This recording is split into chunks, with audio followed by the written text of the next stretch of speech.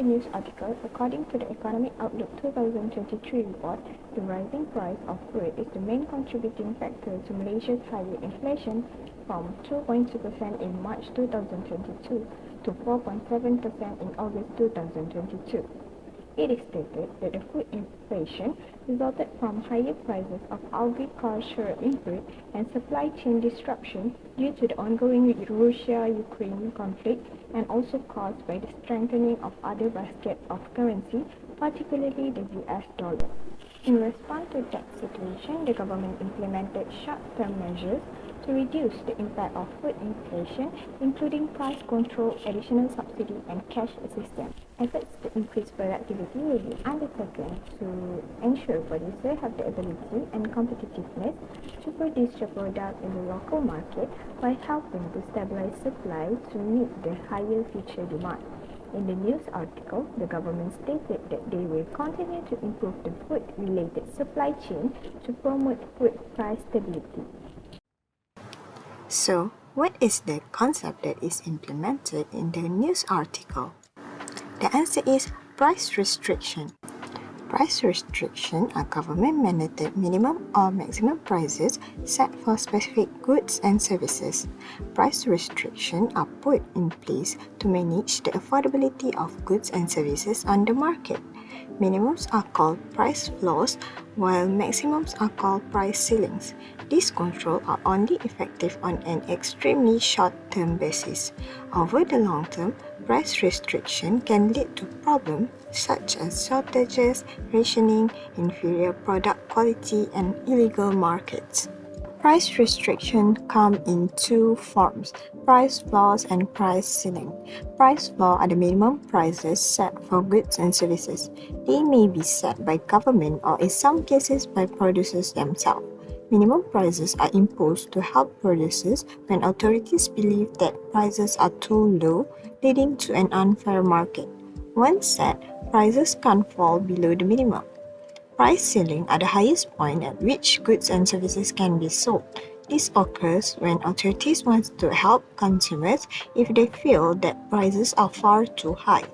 Just like price floor, prices can go above ceilings once they are set. For example, drug price limits are frequently implemented by governments. This is particularly valid in the case of essential drugs and specialized drugs like insulin. Drug firms frequently face criticism for imposing excessive costs. The justification is typically to get patent protection and pay for the high cost of distribution and research and development. This, according to consumer and government, makes some medication unavailable. Another method of pricing restriction is the minimum wage. In this instance, it refers to a price floor or the lowest wage a business is permitted to provide to employees. Individuals are guaranteed a certain standard of living thanks to the minimum wages. The question is, are price restriction good or bad? So let's talk about the advantages. When government believe that people cannot afford products and services, price restrictions are frequently implemented.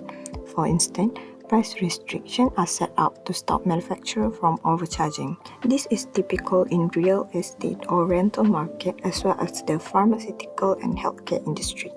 Next, controlling how prices are set keeps companies from developing monopolies. Companies are at advantage and can dictate prices when demand is high and supply is short.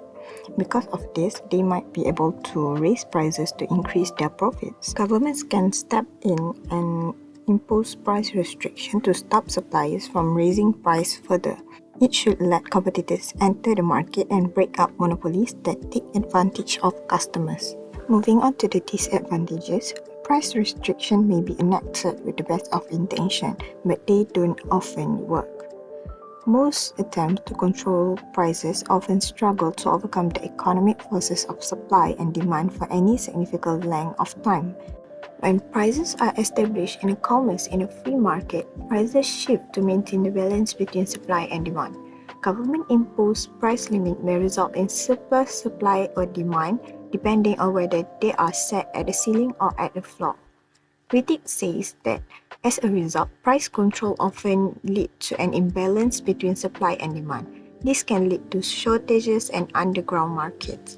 Price limit may result in losses and a significant decline in quality. There is a considerable likelihood that producer revenue will decrease when prices are too low. They might need to find a strategy to reduce expenses. Some people might decide to reduce output, while others might prefer to advertise more inferior goods. Research and development will decline as a result, and newer and innovative items will stop making their way into the market. Basically, Islam doesn't set a specific value or amount for profit in business. However, Islam is very strict when it involves deception, oppressing others, and excessively high prices for basic necessities.